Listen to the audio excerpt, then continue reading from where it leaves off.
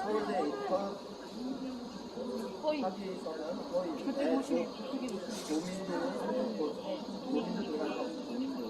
아주 좋아요. 만나봐.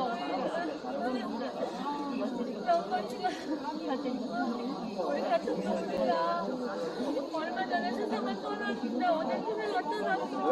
오늘 잘 될 거야. 없었다고 하는 거를 인정을 하는 오늘 거예요. 잘 될 거야. 그 얘기했어. 보고 친구들한테 말해요.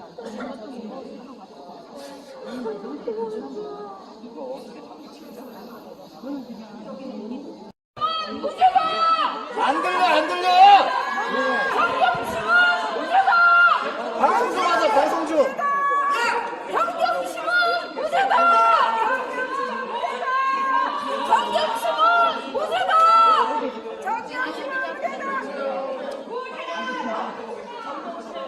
경찰씨, 경찰씨, 좀 조용히 시켜줘. 방송이 안 돼!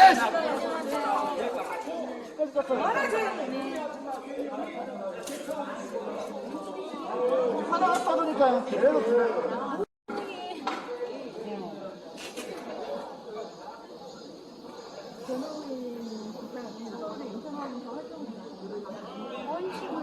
있습니다, 사실은. 예, 맞아요. 이 재판 없애야 돼요. 이거 판사는 정치질을 왜 해요? 왜 정치질을 이용하고 왜 대선에 이용해 먹으려고 하느냐고요.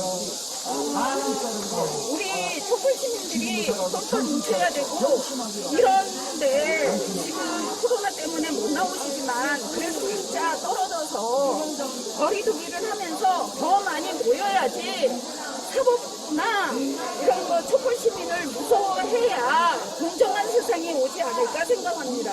정말 우리가 이 중앙법 앞에서 촛불을 들어야 되나 봐요, 정말로. 그럼요, 들어야 되죠. 경찰청 앞에서 촛불을 들어야 되나 봐. 거리두기에서 1m 해가지고 서울에서 부산까지 이어서 나가도록 그렇게 해야 돼요, 정부로. 우리가 시민의 공정한 세상을 만들어야 됩니다. 아주 지금 촛불 시민을 우습게 보는 거죠. 국민들을 우습게 보는 거예요. 네, 오늘 정경심 교수에 대한 항소심 재판을 스케치 해온 걸 잠깐 보셨습니다. 이준희 기자가 직접 현장에 나가셨는데 현장 상황 한번 다시 한번 설명을 좀 부탁드릴게요. 오늘 서울 고등법원에서 정경심 교수 2심 선고 재판이 있었습니다. 결과는 이렇게 다 지금 확인하셨을 텐데요. 징역 4년에 벌금 5천만 원 이렇게 나왔습니다. 제가 아침 일찍 가보니까 이 정경심 교수, 조국 전 장관 지지하시는 많은 촛불 민주 시민들이 법정 현장에 나와서 무죄를 기원하는 이런 이렇게 개별적으로 손팻말도 들고 하시고 재판이 끝나고 1심 재판이 그대로 유지됐다 이런 소식을 듣자 많은 분들이 현장에서 또 오열하다시피 비통과 오열, 한숨, 눈물 아주 슬프고 우푼이라고 하죠. 그런 모습을 지켜봤는데 너무 착잡했습니다. 조민이 맞다라고 같이 참석했던 조민 양의 친구가 영상은 조민이 맞다라고 인정을 했고 그리고 저희들도 영상에서 확인한 바에 따르면 조민 양이 맞았는데 왜 이게 판사들은 이걸 허위라고 판단했을까요? 그 후에 서울고등법원이 설명 자료를 배포를 했습니다.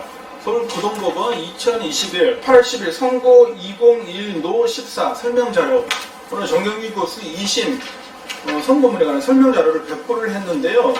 지금 말씀하신 서울대 공익인권보호센터 인턴십 확인서 부분이 1심의 원심을 허위로 판결한 원심을 그대로 유지하는 판결을 했는데 저희도 특히 이 부분이 도저히 이거는 납득할래야 납득이 되지 않고 이해가 되지 않는 부분입니다.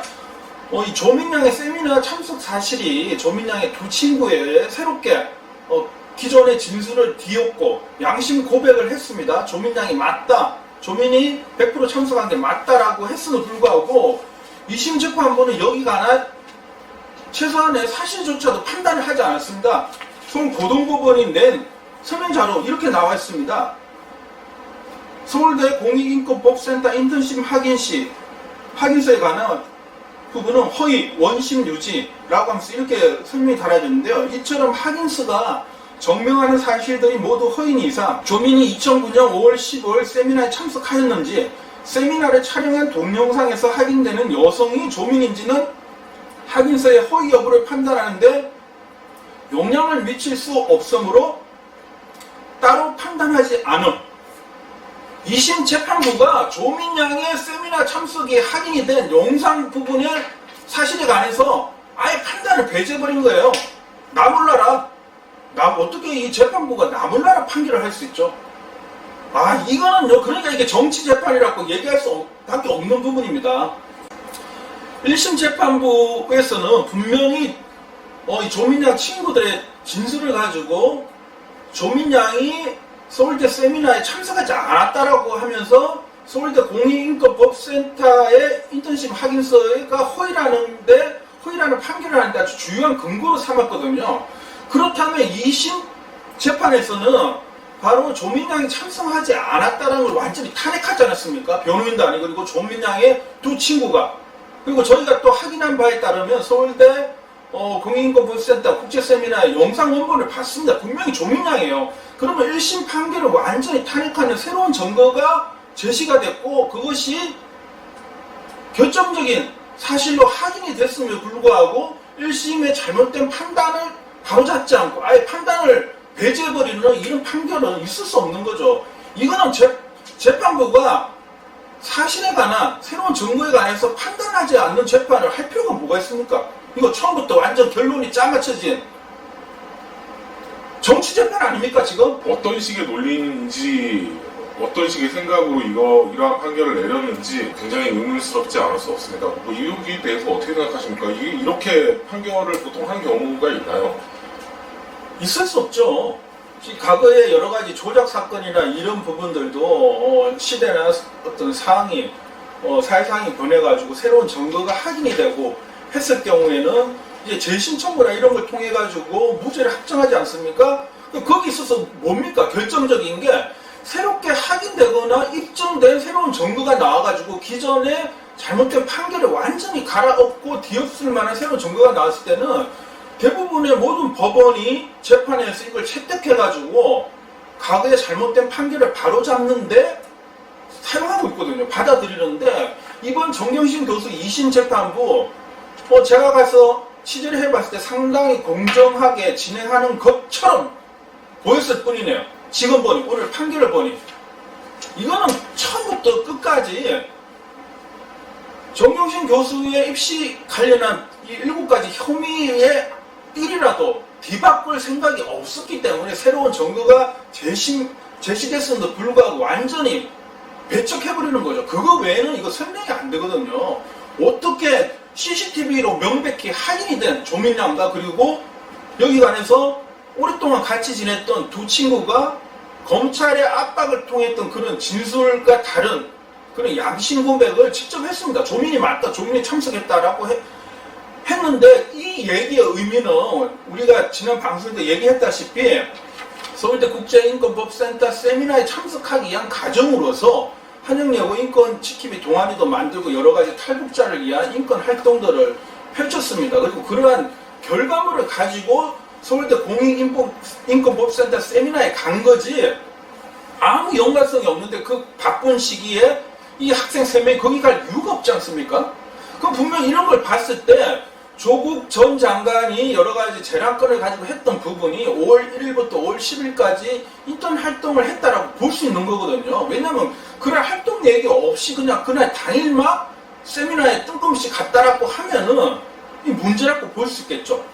근데 전혀 그렇지 않다라는 게 실질적인 인턴 관련 활동을 했다라는 게 확인됐음에도 불구하고 끝끝내 이거를 외면하고 배척해 버린 것 안에서 이거는 그 무엇으로도 설명이 안 됩니다. 저도 너무 이게 황당하고요. 오늘 결과가. 상대 총장명의 표창장도 사실 유죄가 그대로 인용이 됐습니다. 자료에 보면 강사 휴게실에 있던 정경심 PC 1호, 2호에 대해서 그 인터넷 언론들이 제기를 했던 증거 수집 과정의 문제점, 수집된 증거에 대한 잘못된 그 디지털 포렌식 과정들, 그리고 포렌식 결과값에 대한 검찰 측의 강사 휴게실 PC 및 전자정보의 보관자가 임의로 제출한 사실이 인정된다.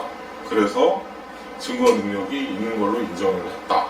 뭐 이렇게 결론을 내렸습니다. 여기에 대해서 좀 설명을. 2심 재판부가 동양대 PC의 증거 능력을 끝내 탄핵하지 않고 그대로 원심을 유지하는 판결을 내렸습니다. 이 부분도 정말 납득할 수 없는 부분입니다. 박지훈 IT 전문가 항소심에서 변호인단 측의 디지털 포렌식 전문가로 참여해서 검찰 측이 한 방식으로 똑같이 이 데이터 이미지나 파일들을 받아서 분석을 했습니다. 그래서 여러 군데에서 핵심적으로 정경심 교수가 2013년 6월 16일 동양대 이른바 강사 휴게실에서 발견된 PC1, 2호 중에 PC1호 여기서 이제 표창장 관련된 파일이 나왔다라고 검찰이 기소를 했는데요. PC1호를 사용하지 않았다라는 그걸 탄핵하는 여러 가지 핵심적인 증거를 디지털 포렌식을 통해서 찾아내서 제시를 했습니다. 얼마나 처음부터 카르텔에 의해 가지고 유착된 이런 잘못된 보도가 행행하고 그러한 소스를 누가 줬습니까? 다 수사검찰이 줬어요. 철저하게 처음부터 이 싸움은 조국 정경심이 패할 수밖에 없게 설계된 링 위에 올라가기 전에 이미 게임이 끝난 상황에서 시작된 싸움입니다. 여기서 두 분이 안 죽고 살아남은 것만 하느라도 이거 촛불 시민의 힘이고 두 분의 의지로 살아남은 거죠. 참담해요. 그렇습니다. 예전에 선배들한테 뭐 그런 얘기를 들은 적이 있습니다. 출입처에 들어가면 그 집안 식구가 되는 거기 때문에 출입처에서 활동을 잘해라. 뭐 이런 취지로 이렇게 얘기를 선배들이 그렇게 말씀하셨던 것 같습니다. 실제로 이제 법조 기자들을 보면 뭐 검찰에 출입하고 있는 법조 기자들을 대하는 검찰의 태도는 사실 식구 대하듯이 대합니다. 뭐 사건에 대해서 거의 뭐 튀임 없이 그냥 편하게 얘기하고 수사 과정에 대해서도 그냥 편하게 얘기하고 동료 검사들한테 전화 받듯이 전화 받고 오늘 저녁에 뭐 이번 주에 라운딩 있으니까 같이 어떤 기자 같이 갑시다 뭐 이렇게 되게 얘기하고 하는데 그런 관계들이 사실은 검찰과 언론의 유착에 이제 근거가 되는 그런 관계들이었던 것 같습니다. 사실 우리 언론도 그런 부분들에 대해서 지금도 권력을 감시하는 권력이라고 하는 언론인데 그런 유착 관계에 대해서 다시 한번 생각해 봐야 될 것 같고요. 사실 그게 뭐 좋은 의미로 얼마만큼 쓰일까요? 저는 잘 모르겠습니다. 사실 이제 지금 이 조국 정경심 교수의 재판 과정에서도 드러났다시피 사실 그런 결론들이 굉장히 항상 좋지 않은 진실을 왜곡하거나 여론을 호도하거나 이런 방식으로 만들어져 왔기 때문에 저희들이 다시 한번 그런 문제들에 대해서 꼼꼼히 살피고 그리고 언론의 유착, 그 출입처와의 유착 관계, 특히나 검찰과 언론의 유착 관계 이런 부분에 대해서 저희들이 다시 한번 살피고 꼼꼼히 그런 유착들이 어디에서 발생했고 어떤 방식으로 표출되고 있는지 살펴보도록 하겠습니다. 네, 마지막으로 뭐 한 말씀 하실 부분 있으면 부탁드리겠습니다. 오늘 2심 재판부의 판단은 전혀 그런 기대에 미치지 못하는 완전히 기대를 철저히 짓밟고 배신하는 그런 정치적 판단을 했습니다. 이런 판단을 하는 데 있어서 가장 큰 역할을 한 거는 견제하지 않고 성취되지 않았음에도 불구하고 잘못된 수사, 잘못된 판결에 관해서 한 번도 책임을 지지 않는 이런 잘못된 법적 카르텔, 정치검찰 이런 구조가 남아있는다. 그리고 이들에 의해 가지고 언론이 조종당하고 언론이 스피커 나팔 역할을 하는 유착된 그런 도구로 사용되는 한 조국 정경심 교수 같은 이런 정치검찰에 의한 사건이 또 만들어지면 똑같은 그러한 결과가 나올 수밖에 없는 그런 구조에 직면해 있습니다. 이런 구조를 바꾸는 싸움은 장기전일 수밖에 없고 모든 민주 역량을 동원해서 구조를 바꿔야 되는 아주 치열한 싸움입니다. 저희는 저널리스트 출신으로 사실과 진실, 객관성, 공정성, 공공성을 중요시합니다. 그리고 그 위에 논조가 있고 주장이 있습니다. 저희가 하는 주의 주장의 핵심 근거는 공정성, 사실성, 객관성, 규정성, 공공성입니다. 여기에 기초해서 앞으로도 저희는 계속 활동해 나갈 것이고요. 온국전 TV를 끝까지 응원해 주시고 힘을 실어 주십시오. 주위에도 많이 알려주시고요. 조국 정경심 교수 또 서울중앙지법의 1심 재판이 지금 진행됩니다. 금요일날 또 재판이 예정되어 있고요. 조국 교수가 아마 직접 정경심 교수도 나오겠지만 조국 전 장관이 또 재판장에 놓을 것 같습니다. 저희가 또 취재토록 하고요. 정경심 교수 대법원 상소 상고심이죠. 이제 할 것이고 아마 할 것입니다. 대법원을 향해가는 과정에서도 지속적으로 보도하고 하겠습니다. 네, 오늘 서울 고등법원 앞에서 무죄를 갈망하며 이렇게 촉구하고 기다리고 또 호소하고 눈물을 흘리시는 시민들, 촛불 시민분들 제가 직접 봤습니다. 정말 눈물이 울컥 나올 정도로 진실은 너무 무죄를 촉구하셨는데 그분들한테 정말 미안하고 그런 마음이 큽니다.